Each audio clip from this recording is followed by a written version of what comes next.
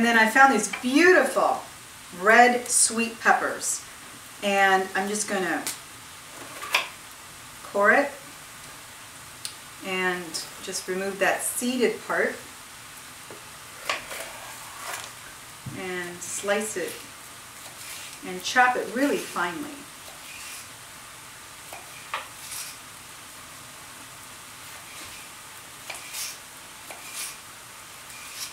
Then I grab it all and cut it up really nice. When you're chopping up, just make sure you hold it very carefully and position your hands. Sweet peppers are so delicious, roasted or incorporated into a dish like this.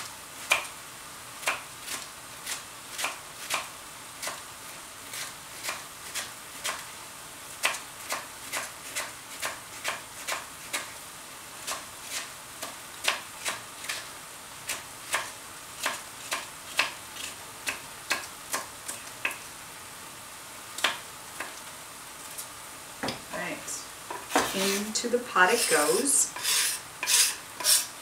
Now I like to add green pepper as well, so I'm going to use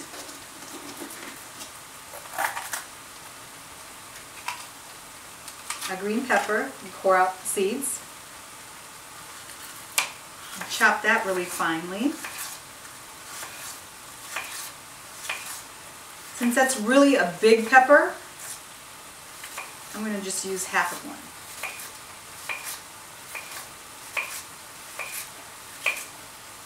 Part of cooking is also not being afraid to feel the food and to go with the feeling. If you feel like you need a little extra salt, that's good. You can always add, but you can't take away. And if you don't have the perfect onion or you don't have the red onion, use a yellow onion or a white onion. It's an onion. So you can always adjust, is what I'm saying. I'm going to start cooking really nicely. You want to mix it in really nice so the meat, and one thing about working with extra lean meat is it gets a little tougher than more fatty cuts of ground beef. So you got to really just make sure everything's mixed in and the beef is really breaking up. So, and you want the water that comes out to evaporate. You also want the onions to get translucent, as well as the peppers to release their sweetness and start incorporating. So, alright, so we're going to add a bunch of chopped scallions to this dumpling mix.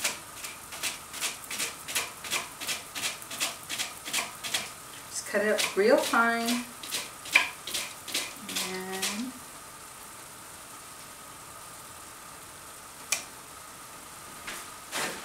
We are going to add this to our dumpling mix. Scallions. Okay. Now we're going to add our seasoning. We're going to add a nice heaping teaspoon of sea salt, kosher. Add that. We're going to add a teaspoon of adobo.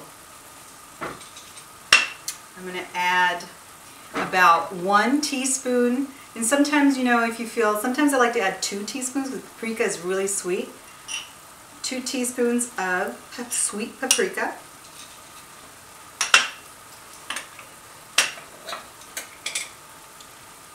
One teaspoon of cumin. And some about a teaspoon of nice, fresh, whole peppercorns. There we go. Oh, that smells nice. So start mixing that real nicely. Letting it get all incorporated and the seasonings get into the meat and everything is just, oh, smelling so nice at this point. So, again, it still has a lot of water, somewhat. I'm going to let that cook and simmer. Get nicely incorporated, like so.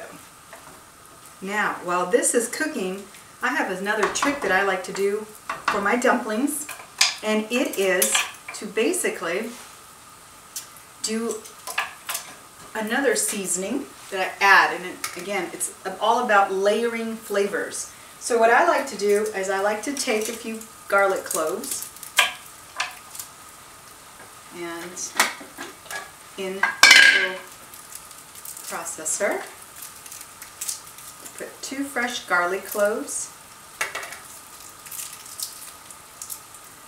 and 2, we can use 3, it's okay. The more the better. Alright, so we have garlic, then I add about 1/4 cup of raisins, a handful of raisins. I have multicolored raisins here. It adds a nice sweetness to our dish. Okay.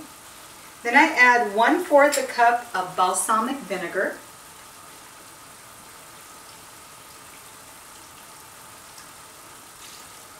Okay.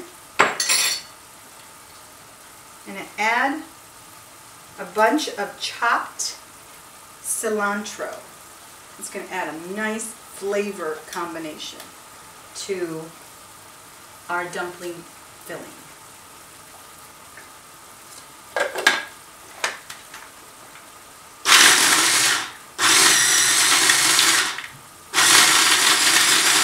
All right.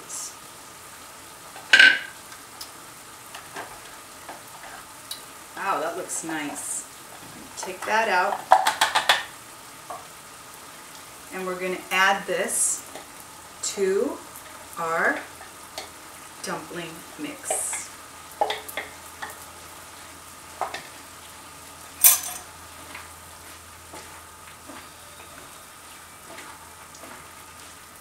And thoroughly mix it again.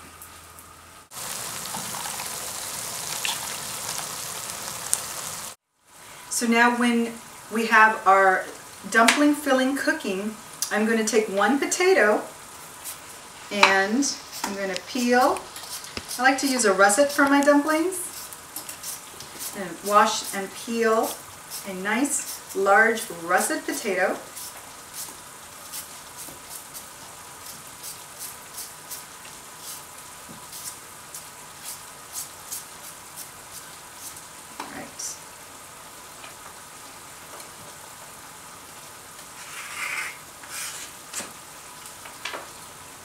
I'm going to chop it up and dice it into small pieces.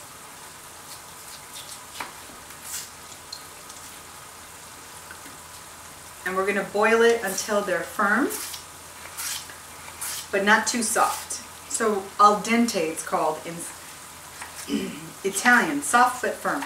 Right, so you take your diced potato into some water and allow it to boil. We're ready to drain the potatoes. I'm going to drain our potatoes.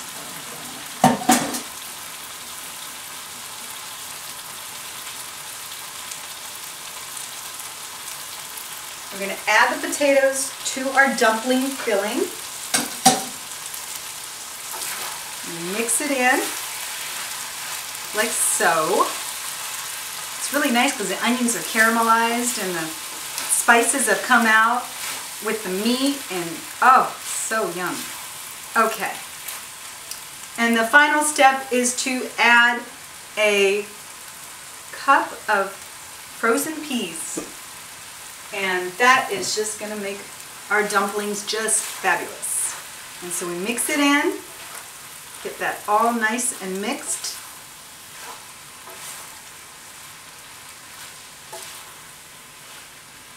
And our filling is almost ready.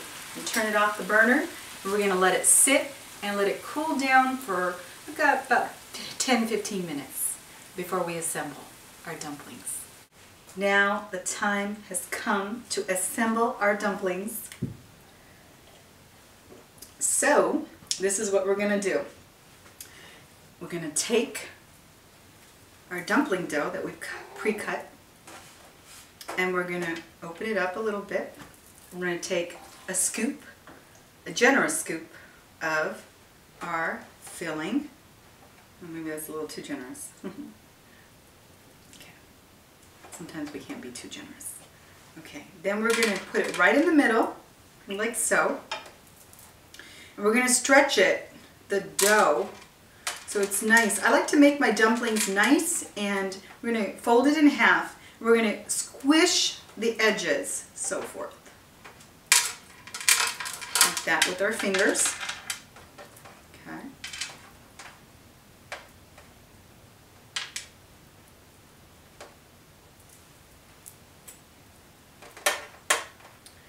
And we're going to take a fork. We're going to just kind of seal it, crimp it, so it looks beautiful.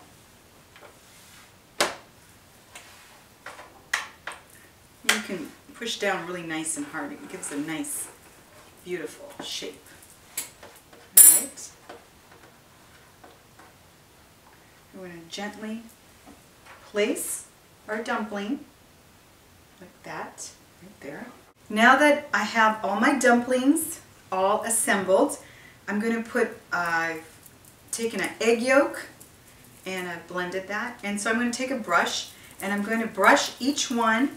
It gives a nice glossy finish when they're baked, and it's really pretty. Now that all my dumplings have been brushed with the egg yolk, I'm going to put them into our 400-degree oven, and we're going to bake them for about 25 minutes.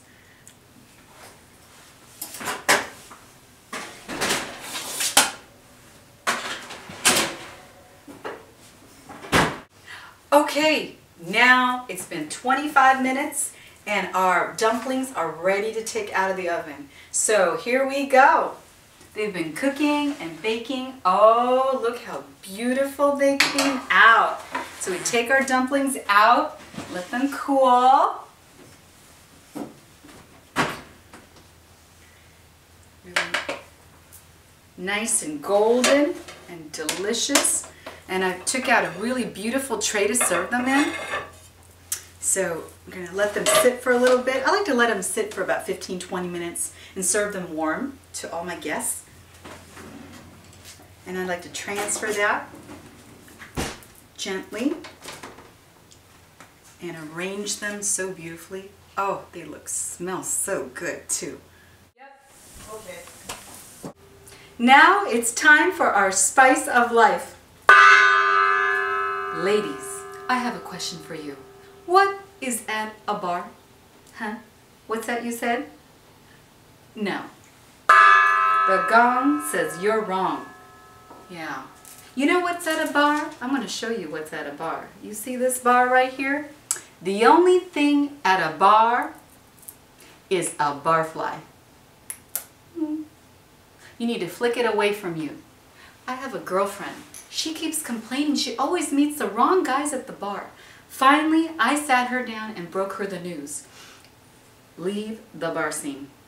It's one thing to dance and enjoy life, but if you are serious and you want to find a man of good character, a life partner, the bar is not a place to seek and find that. Instead, focus on your passions, what motivates you to grow and heal. Once you get to where you want to go with your dreams and goals and aspirations, you will attract similar. Magnets attract magnets. It's so wonderful to discover what you're good at and to go for your goals in life. And focus inward. Block off all the negative voices that you hear. Don't hang out with people who criticize you and complain. Their energies can literally zap you dry. So, be smart. You are both beautiful and smart. There's no one like you in the whole entire universe. You are the queen, the princess. Claim your throne now, before it's too late. How do I know all this? You read. Oh, yeah, that's right. I read. The more I read, the more I know. The more I know, the smarter I grow. The smarter I grow, the stronger my voice when speaking my mind and making a what? A choice. So go out there, girls, and claim your throne and be the best you can be. This is your Chef Suzy G signing out. Love and sisterhood. Until next time, the kitchen is closed.